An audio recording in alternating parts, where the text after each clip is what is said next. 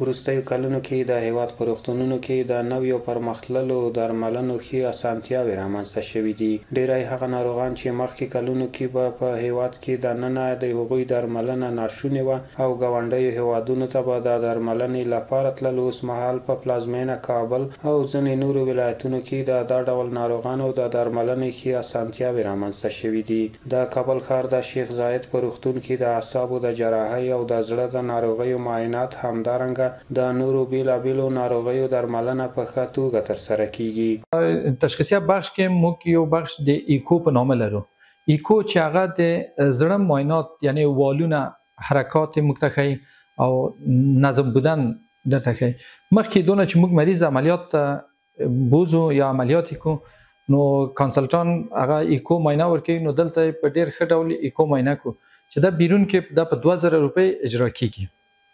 نو دلته موږ په 50 افغانۍ چې دولتي فیس دی، په 50 افغانۍ په ډیر ښه توګه او ډیر ښه متخصصین لرو دلته د ایکو په بخش کې موږ دا معاینات ورته اجرا کوو. موږ دغه د آی پی ډي او او پی ډي دواړه بخشونه چې یعنی خلک د او پی ډي نم چې مریضان موږ ته رسي او د آی پی ډي نم په حدود د 15 مریضانو یا 14 مریضانو ایکو د ورځې موږ اجرا کوو.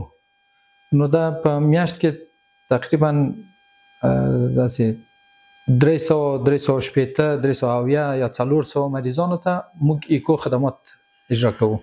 د شیخ زاید روغتون بیلابیل پرمختللي طبي وسایل لري چې د متخصصو ډاکټرانو له لوري د ناروغانو درملنه پکې ترسره کیږي. د یاد روغتون مسؤلین وایي چې د ناروغانو د درملنې داسې وسایل او اسانتیاوې هلته شته چې په ډیری نورو روغتونونو کې دا ډول پرمختللي طبي وسایل شتون نه لري. د شیخ زاید روغتون خو ته صرف دوه ډوله مریضان راځي چې هغه یو نیورو ساینس بخش کې دی او بل د جراحي عصب په بخش کې.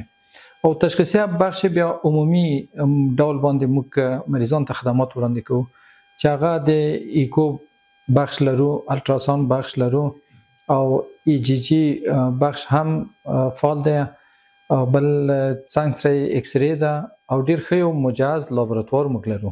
لله الحمد الحمدلله چې شیخ زاید روغتون ډیر ښه خدمات لري، بخصوص په تشخیصیه بخش کې. په هر بخشو کې په تشخیصیه بخش کې ډیر ښه خدمات موږ وړاندې کوو.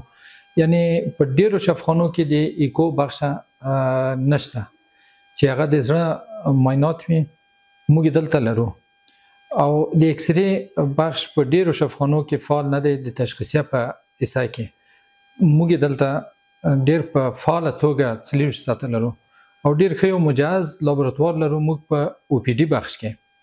او د څنګ په وارد کې موږ ډیر ښه یو غټ مجهز لابراتوار لرو چې دغه څنګ ته موږ یو ښه لابراتوار لرو او د وینې بانک لرو موږ چې ډیر ښه خدمات موږ وړاندې کوو. هیڅ نوع د موږ مریض د تشخیصي د اسای نه بیرون نه وځي.